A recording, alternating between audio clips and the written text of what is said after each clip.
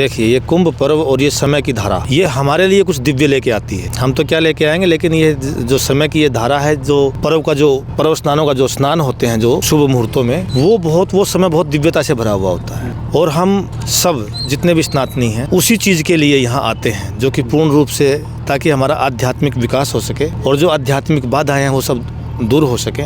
नमस्कार, आप देखना शुरू कर चुके हैं भारत 100। मैं हूं आपके साथ मयंक तिवारी। इस वक्त हमारी मौजूदगी प्रयागराज में है, मेला क्षेत्र में इस वक्त हम मौजूद हैं और हमारे साथ तमाम मुद्दों पर बातचीत करने के लिए गुरु जी हैं। इनसे हम जानेंगे, समझेंगे। गुरु जी, सबसे पहले आप अपना परिचय दीजिए, उसके बाद फिर आपसे जो है इस मेला क्षेत्र के बारे में बातचीत करेंगे, समझेंगे इस बार जो है क्या कुछ चीज़ें आप यहाँ पर जो है ब्रीफ करने वाले हैं लोगों को। यहाँ जहाँ भी आप खड़े हैं, यह है माता गंगा के द्वारा छोड़ी हुई और मेला प्रशासन के द्वारा आवंटित पंचायती अखाड़ा महानिर्वाणी की कुंभ मेला छावनी है जी।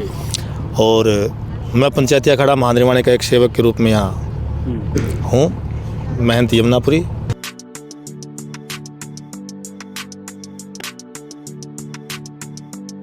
इस बार जो है पूरे कुंभ में क्या कुछ चीज़ें हैं, क्या कुछ चीज़ों को कुछ विशेष रूप से आप लोग लेके आए हैं और लोगों में क्या कुछ संदेश देने की कोशिश कर रहे हैं?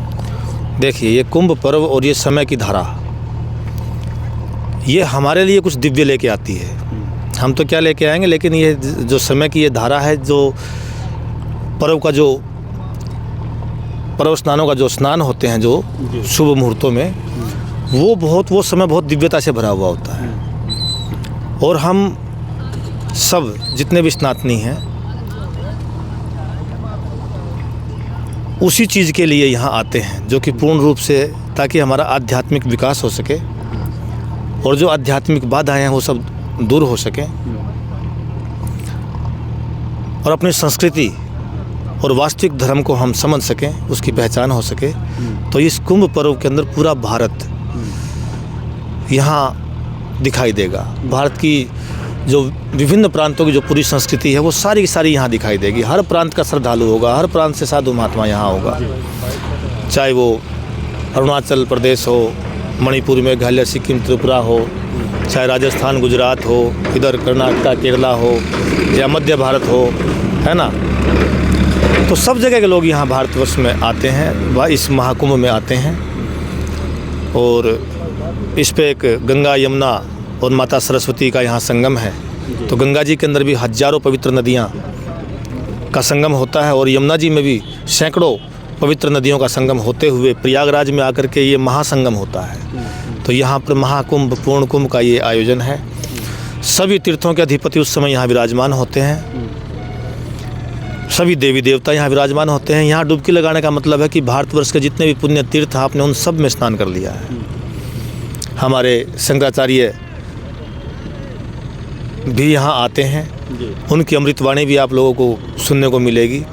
और भी न जाने कितने साधु सन्यासी महात्मा संत विरक्त सब यहाँ आते हैं। ये सिर्फ नदियों का संगम ही नहीं अपितु भारत की एकता का भी संगम है। दूसरा, इतनी ज़्यादा मात्रा में विरक्त और इतनी ज़्यादा मात्रा में संत विरक्त और इतनी ज़्यादा मात्रा में गृहस्थ आपस में भी ये इकट्ठे होकर के मंथन और चिंतन करते हैं। एक सेवा भाव से हैं तो एक अपने ज्ञान भाव में है, दोनों एक दूसरे के पूरक हैं।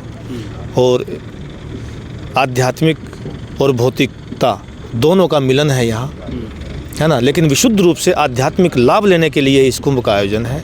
तो यहाँ जितने भी श्रद्धालु आएँ, मैं उन सब से यही एक ये आशा और अपेक्षा रखते हैं कि वो यहाँ पर शुद्ध रूप से आध्यात्मिक भाव के साथ में आएँ, क्योंकि ये आध्यात्मिक महाकुंभ है। ये हमारी संस्कृति विविधता से भरी हुई है। धर्म, अर्थ और काम, मोक्ष 4 पुरुषार्थ हैं हमारे इसमें, है ना। उन सब में से भी यहाँ आध्यात्मिक भाव जो से प्रेरित होकर के आध्यात्मिक मानसिकता और अपने विचारों को लेकर के जब यहाँ आएंगे तो यहाँ पर हमको वो दिखाई देगा जो पुराणों में वर्णित है। इसकी दिव्यता हम तभी देख पाएंगे, क्योंकि जैसी दृष्टि वैसी सृष्टि। जब हम दृष्टिकोण ही अपना सिर्फ पिकनिक के लिए आएंगे तो वो दिव्यता का कोई अनुभव नहीं कर पाएंगे जिसके लिए ये पर्व मनाया जाता है। या यहाँ इतनी बड़ी संख्या में लाखों सालों से ऋषि मुनि संत योगी महात्मा राजा महाराजा सदगृहस्थ अमीर गरीब सब यहाँ इकट्ठे होकर के एक आध्यात्मिक चिंतन के लिए यहाँ इकट्ठे होते हैं और आध्यात्मिकता में ही डुबकी लगाते हैं ताकि उनका जीवन धन्य हो और पूरी दुनिया में ये एक संदेश भी जाए कि हाँ, भारत ही एक ऐसा राष्ट्र है जहाँ आध्यात्मिकता और धार्मिकता के अपनी संस्कृति को लेकर इतने विशाल स्तर पर मेले लगते हैं, पर्व मनाए जाते हैं और सारे विश्व की प्रार्थना और विश्व की कल्याण के लिए प्रार्थनाएं की जाती हैं। यहाँ यज्ञ हवन होंगे, न जाने कितने जितने पांडाल लगेंगे, सब में यज्ञ हवन और वेद पाठ आदि सब होते हैं, है ना। वाद विवाद भी होता है, तर्क संगत जो होता है, जो गुरु प्रदत्त ज्ञान है उसी की धारा यहाँ बहती है ना। तो यहाँ की दिव्यता को देखना होगा तो हमको अपनी मानसिकता में थोड़ा सा, क्योंकि हम एक सामान्य जगह पे घूमने नहीं जा रहे हैं, हम इस महापर्व पे अपनी भारत की आत्मा सनातन के पास आ रहे हैं, प्रयागराज इस कुंभ में। तो फिर यहाँ की दिव्यता में जब आप डूबेंगे और जब देखेंगे तो यहाँ का आनंद ही कुछ अलग होगा, है ना।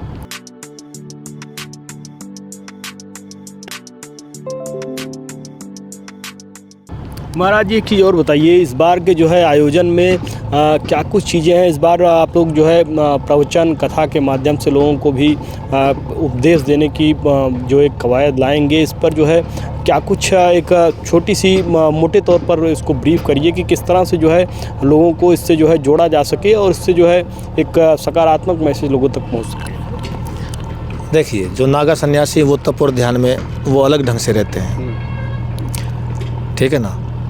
तो और जो हमारे अखाड़े के विद्वत मंडल है, जिसे हम मंडलेश्वर भी कहते हैं, तो अखाड़े का जो विद्वत मंडल है वो गुरु परंपरा और हमारे से प्राप्त जो धर्म ग्रंथ हैं उन्हीं के ऊपर अपने वक्तव्य देते हैं, उन्हीं का चिंतन करके उन्हीं का यहाँ पाठ होता है, क्योंकि गुरु परंपरा को नहीं छोड़ा जा सकता है। वही हमारी सनातन मूल्य वही निर्धारित करती है। अगर हम उस परंपरा से इतर, ऐसे नहीं कि कोई कुछ भी बोलता है, नहीं, जो हमारे मान्य शास्त्रों के अंदर जो है, जो धर्म ग्रंथों के अंदर है, वही हमारे मंडलेश्वर बोलेंगे और जो विद्वत मंडल है उसी का उपदेश करेगा। न जाने कितने ही पांडालों में भागवत कथाएं मिलेंगी, कितने ही पांडालों में उपनिषदों के आख्यान मिलेंगे, कितने ही पांडालों में वेद पाठ हो रहा होगा, यही सब यहाँ रहता है ना। और भारतवर्ष की न जाने हजारों संस्थाएं जो कि सनातन के लिए काम कर रही हैं वो सब भी यहाँ रहेंगी, है ना। तो सिर्फ अपने देश से ही नहीं भी अपितु पूरे विश्व से जो सनातन धर्म प्रेमी है, जिसकी जिज्ञासा अध्यात्म को लेकर के है, ईश्वर सत्ता को लेकर के है और अमृत जो कभी मरता नहीं है, ऐसे तत्व को जानने की है, तो वो यहाँ आएँ। तो मुझे पूर्ण विश्वास है अगर वो अपनी दिव्य भावना से यहाँ आएंगे तो यहाँ पर विराजमान साधु संत योगी यति कोई न कोई अवश्य उनको ऐसा मिल जाएगा जो उनकी समस्याओं का समाधान करेगा।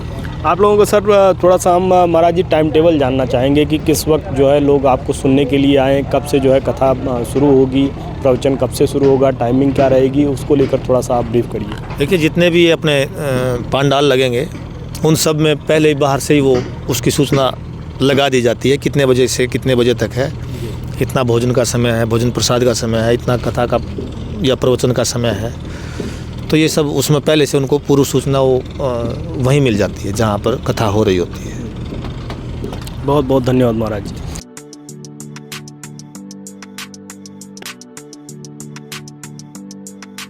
तरीके से ब्रीफ किया कि किस तरह से जो है यहाँ पर सब सारी चीज़ें की जाएंगी मेला क्षेत्र में, अपना प्रवचन और उसके बाद किस तरह से लोगों को जो है अध्यात्म से जोड़ने की कवायद। जो प्रयागराज में कहीं न कहीं अगर देखा जाए तो ये संगम एक ऐसी नगरी है जहाँ पर जो है पूरी तरह से एक लोगों का एक ये भी मानना होता है कि जो भी मनुष्य के जाने अनजाने में जो भी भूल चूक हुई होती है वो यहाँ पर आकर जो है आने से और श्रद्धापूर्वक यहाँ पर अपनी चीज़ों को मानने मनाने से उनकी व्याधियाँ दूर होती हैं, ऐसा यहाँ पर मानना है। और इसी कवायद में जो है यहाँ पर तमाम लोग, तमाम संत महात्मा लोग आते हैं, महामंडलेश्वर लोग, और बहुत सारा बड़ा भव्य और दिव्य महाकुंभ का आयोजन इस बार होगा। तो भारत 100 की सभी दर्शकों से यही अपील है कि आप भी इस मुहिम से जुड़ें और यहाँ पर जो है आएँ। उत्तर प्रदेश सरकार द्वारा, मुख्यमंत्री योगी आदित्यनाथ के द्वारा यहाँ पर बड़ी जो है एक पुरजोर तैयारी चलाई जा रही है, जिसके चलते जो है बेहतर तरीके से इन परियोजनाओं को जो है पूरी तरह से धरातल पर उतारा जा सके, जिससे मानव जगत का, हिंदुओं का, साथ ही साथ में सनातन का जो प्रमुख एजेंडा है उसको जो है पूरी तरह से पूर्ण करने की कवायद है। देश दुनिया की तमाम बड़ी खबरों के लिए जुड़ रही है हमारे साथ, देखते रहिए भारत 100।